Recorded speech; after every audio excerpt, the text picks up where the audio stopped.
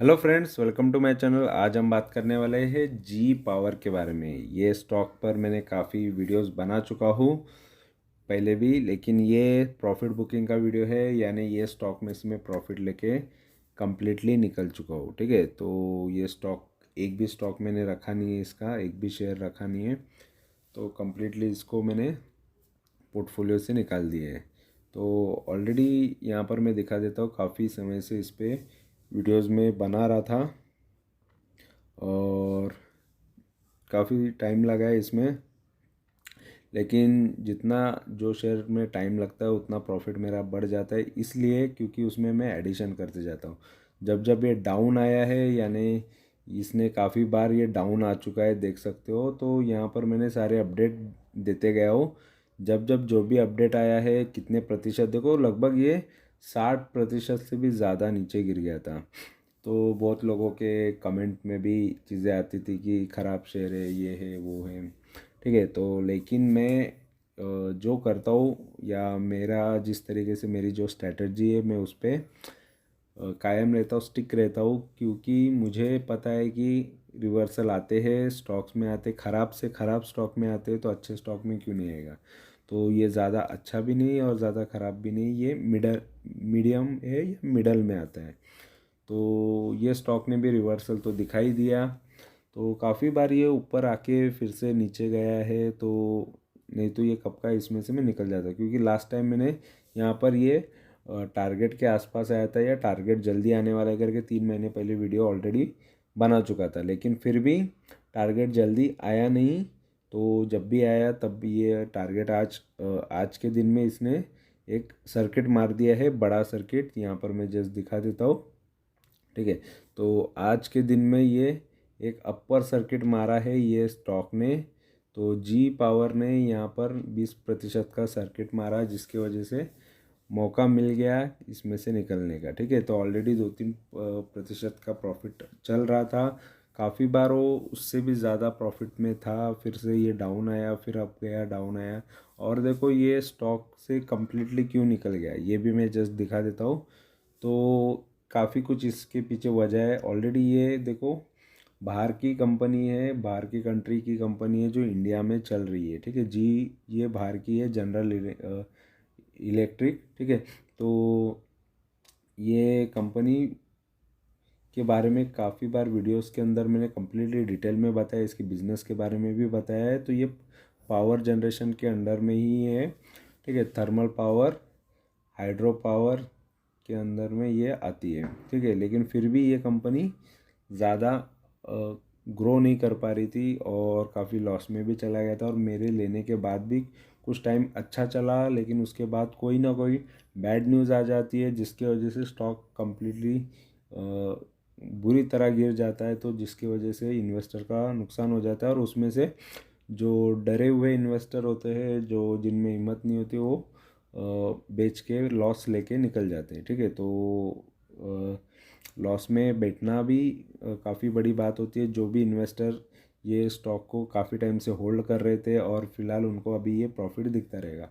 तो मेरा भी एवरेज प्राइस ये डाउन पे आया है, जिसकी वजह से मुझे इसमें अच्छा प्रॉफिट हो गया, क्योंकि ऑलरेडी मेरा भी प्राइस थोड़ा हाई पे ही था जब मैंने इन्वेस्ट किया था। वो आपको मेरे पुराने सारे वीडियोस के अंदर मिल जाएगा। और यही चीज़ मैंने मेरे यहाँ पर वेबसाइट पे भी डाली हुई है। मेरे वेबसाइट पे भी जाओगे, जी पावर सर्च मारोगे, तो जी पावर के बारे में आपको कम्प्लीटली डिटेल भी मिल जाएगी, इन्फॉर्मेशन भी मिल जाएगी वहाँ पर, और वीडियोस सारे मिल जाएंगे उसके। ठीक है, तो जिसके वजह से आप कम्प्लीटली वहाँ से भी डिटेल ले सकते हो। और यहाँ पर देखेंगे तो देखो जी पावर के अंदर क्या अच्छाई है, क्या खराबी है, तो ये भी हम देख लेते हैं। देखो स्टॉक बढ़ गया है, यानी ऐसा ज़रूरी नहीं है कि स्टॉक अच्छा ही होता है। एक दिन काफ़ी टाइम से ये दबा भी था, अभी अभी ये एक दिन में सर्किट मारा है। ठीक है, तो ख़राब से ख़राब भी स्टॉक 20-20% के सर्किट मारते हैं, जिसका कोई काम धंधा अच्छा नहीं चलता फिर भी। ठीक है, और यहाँ पर मार्केट कैपिटल 1400 करोड़ का है, 212 का इसका करंट प्राइस है। 97 तक गिरा था देखो, यानी ये स्टॉक यहाँ से डबल किया है इसने पैसा। ठीक है, जो 97 पे भी बाई कर रहा था, उसका पैसा आराम से ये स्टॉक ने डबल कर दिया है, जो न्यू एंट्री करता। लेकिन न्यू एंट्री करने के लिए भी हिम्मत चाहिए होती है ऐसे स्टॉक्स के अंदर, ठीक है। अगर कंपनी पे जिसको भरोसा है वो इंसान आराम से इसमें पैसे डबल कर लेता। और यहाँ पर देखेंगे तो देखो आरओसी और आरओई ये माइनस में दिखा रहा है, यानी कंपनी कुछ अच्छे रिटर्न जनरेट ही नहीं कर पा रही है, माइनस में इसके रिटर्न्स दिख रहे हैं। और एक साल में देखोगे तो देखो एक साल में काफ़ी अप डाउन इसने किया हुआ है, तो अप डाउन में कोई ज़्यादा यहाँ पर इन्वेस्टर को प्रॉफिट नहीं हुआ। यहाँ पर उल्टा यहाँ पर आपको गिरावट ज़्यादा दिखेगी जो मार्च में आई थी। और उसके बाद देखेंगे तो देखो 3 साल में ये स्टॉक गिरावट में ही नज़र आ रहा है। एक टाइम पे इसका भाव 350 के ऊपर था, यहाँ पर देख सकते हो। तो वहाँ से ये जो स्टॉक गिरा है तो गिर के 100 रुपये तक भी आया था, 100 के भी नीचे गया था, फिर वहाँ से ये अभी एक अच्छा रिवर्सल इसने मारा है। और 5 साल की बात करें, 5 साल पहले ये स्टॉक देखो 800 के भी ऊपर था, 800 900 के ऊपर था।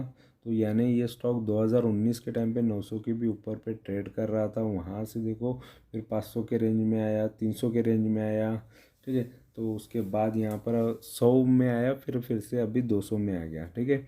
और 10 साल में देखेंगे तो देखो 10 साल की बात करते हैं तो 10 साल में भी ये स्टॉक ने काफ़ी अच्छे रिटर्न्स दिए थे। और प्राइस को ये लगभग 1000 के आसपास तो लेके गया था, ठीक है। तो एक टाइम पे जो इतने अच्छे स्टॉक होते हैं और सडनली कुछ ना कुछ बैड न्यूज़ आते हैं या बैड रिज़ल्ट आ जाते हैं, देखो यहाँ पर 1000 के आसपास का यहाँ पर भाव नज़र आएगा आपको। तो वहाँ से ये स्टॉक काफ़ी गिर गया। तो यहाँ पर हम 2018 की फाइनेंशियल देखेंगे, फंडामेंटल देखेंगे, उससे आपको अंदाज़ा आ जाएगा या कोई बैड न्यूज़ होती है या फाइनेंशियल बैड हो जाते हैं। और मैक्स की बात करेंगे तो मैक्स में देखो तो ये स्टॉक 173 से कहाँ तक गया, तो यहाँ पर 1000 के भी ऊपर पे ट्रेड कर रहा था मैक्स में, ठीक है। तो पहले ये स्टॉक ने जो देखो जो स्टार्टिंग में बहुत सारा रिटर्न दे देता है इन्वेस्टर को, ज़रूरी नहीं कि वो लाइफ टाइम वैसे ही रिटर्न देगा। तो यहाँ पर इसने इसकी चाल वैसी ही नज़र आ रही है, कभी स्पीड में बढ़ता है फिर गिरता है, फिर बढ़ता है फिर गिरता है।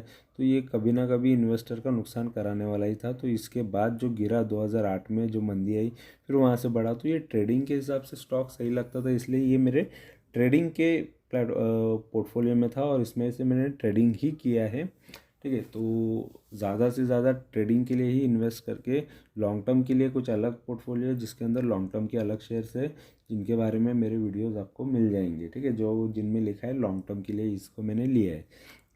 और कंपनी का यहाँ पर पॉजिटिव नेगेटिव चीज़ें देखेंगे तो देखो कंपनी का वर्किंग कैपिटल यहाँ पर इम्प्रूव होता हुआ नज़र आ रहा है, अच्छा है और ये चीज़ अच्छी है। और उसके बाद यहाँ पर नेगेटिव चीज़ें ज़्यादा है, यहाँ पर इसका जो बुक वैल्यू है वो ख़राब है, लो इंटरेस्ट कवरेज रेशियो यानी कंपनी पर लोन ज़्यादा है, पुअर सेल्स ग्रोथ है, और यहाँ पर रिटर्न ऑन इक्विटी माइनस में है, डेटर्स डेज ज़्यादा है इसके, तो ये भी चीज़ ख़राब है। और यहाँ पर देखेंगे तो ये देखो इसके कंपैरिजन में ये एल&टी है यहाँ पर, इसके बाद जीएमआर एयरपोर्ट से, राइट से एचएफसीएल है। तो यहाँ पर ये कैटेगरी के अंदर जो है कंपनीज, उस हिसाब से इसका कंपैरिजन किया गया है, ठीक है। और तो ये सबसे नीचे यही आपको कंपनी मिलेगी।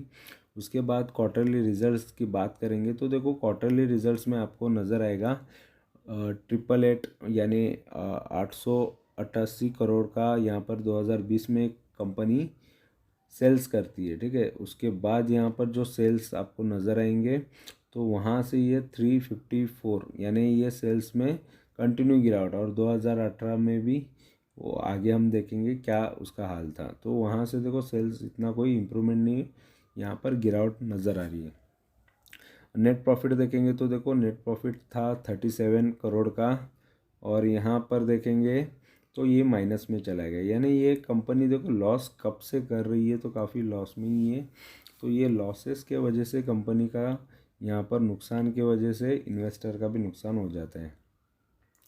प्रॉफिट एंड लॉस की बात करेंगे तो देखो प्रॉफिट में यहाँ पर आपको नज़र आएगा 2012 में जो सेल था इसका कंपनी का 2420 था, और उसके बाद देखो कंपनी के सेल्स थोड़े स्टार्टिंग में थोड़े बहुत बड़े हैं, उसके बाद यहाँ पर आपको थोड़ी गिरावट भी नज़र आई है।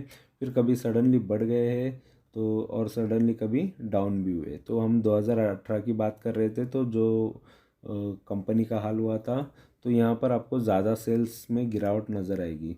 साथ में यहाँ पर प्रॉफिट में भी यहाँ पर आप देखोगे तो यहाँ पर लॉसेस नज़र आ रहे थे, जिसकी वजह से यहाँ पर इन्वेस्टर ने माल अपना बेच के या शेयर्स बेच के वहाँ से निकल रहे थे और प्रॉफिट बुकिंग कर रहे थे या लॉस बुकिंग कर रहे थे।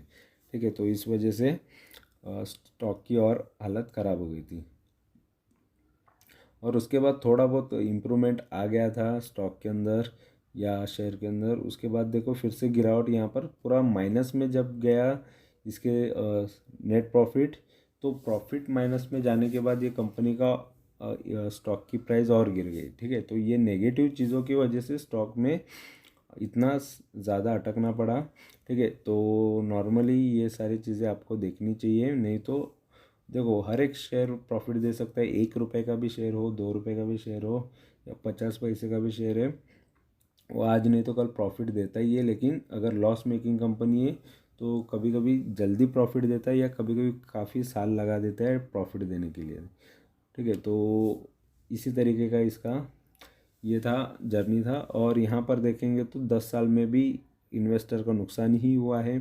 5 साल में भी 24% सालाना ये लॉस दे रहा था। 3 साल में 8% सालाना लॉस था। खाली जस्ट ये 1 साल के अंदर इसने अच्छे रिटर्न दिए हैं। बैलेंस शीट देखेंगे तो देखो बैलेंस शीट में आपको नज़र आएगा ये कंपनी है, रिज़र्व इसका देखो माइनस में चला गया, यानी रिज़र्व में भी पैसा अभी है नहीं, रिज़र्व भी माइनस में है।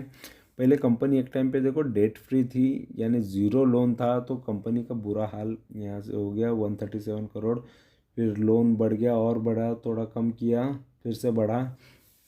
तो कंपनी के पास बोरोविंग ज़्यादा है और कंपनी के पास प्रॉफिट में कुछ पैसा ही नहीं है। तो ये चीज़ कंपनी के लिए ख़राब है। और अगर हम देखेंगे शेयर होल्डिंग पैटर्न की बात करेंगे, तो अभी भी शेयर होल्डिंग सबसे ज़्यादा शेयर्स प्रमोटर के पास हैं, थोड़ा फॉरेन के इन्वेस्टर के पास है। डीआईएस ने अभी भी थोड़ा भरोसा रखा है इस पर। डीआईएस 5.27% इसमें इन्वेस्टेड है। गवर्नमेंट का थोड़ा बहुत इन्वेस्टमेंट है और पब्लिक ने 25-25.5% इसमें इन्वेस्ट करके रखा है। तो फिलहाल इन्वेस्टमेंट तो सभी ने किया है इसमें। और देखो बहुत सारी कंपनी टर्न अराउंड हो जाती है, यानी लॉस से प्रॉफिट में चली जाती है। तो फिलहाल ये कंपनी आगे इसके रिज़ल्ट्स और अच्छे आएंगे तो और अच्छी बात है। और आगे ये कंपनी कहाँ तक जाती है ये भी देखना है। और अभी अगर ये लास्ट जो रिज़ल्ट आए उसमें थोड़ा बहुत इम्प्रूवमेंट नज़र आया लॉस में, ठीक है, लेकिन लॉस तो कर रही है कंपनी, ये चीज़ आपको नज़र आएगी।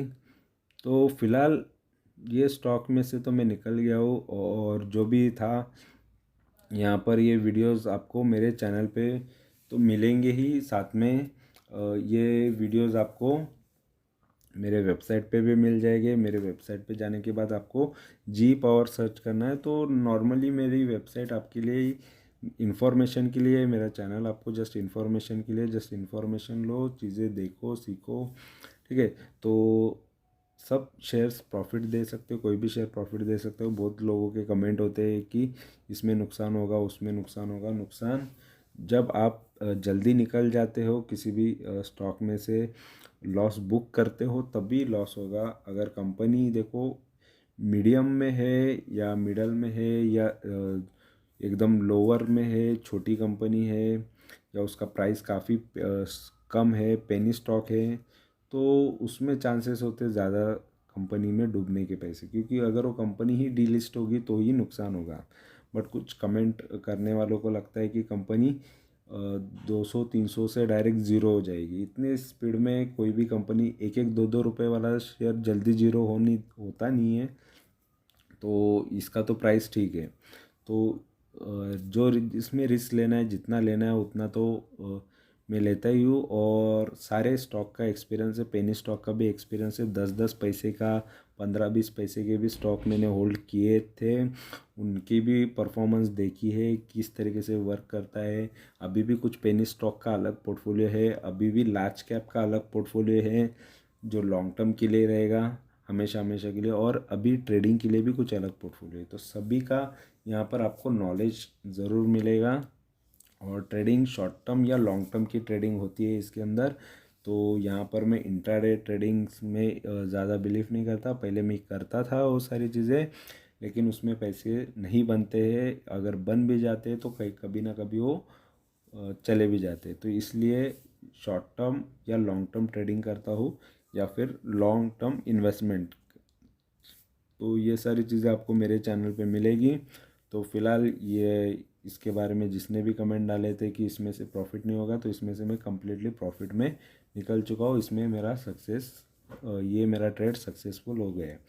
तो वीडियो देखने के लिए धन्यवाद। और वीडियो अच्छा लगा है तो ज़रूर चैनल को सब्सक्राइब करो, लाइक करो, कमेंट करो, दोस्तों के साथ शेयर करो। Thank you very much for watching my video. Thank you, bye bye.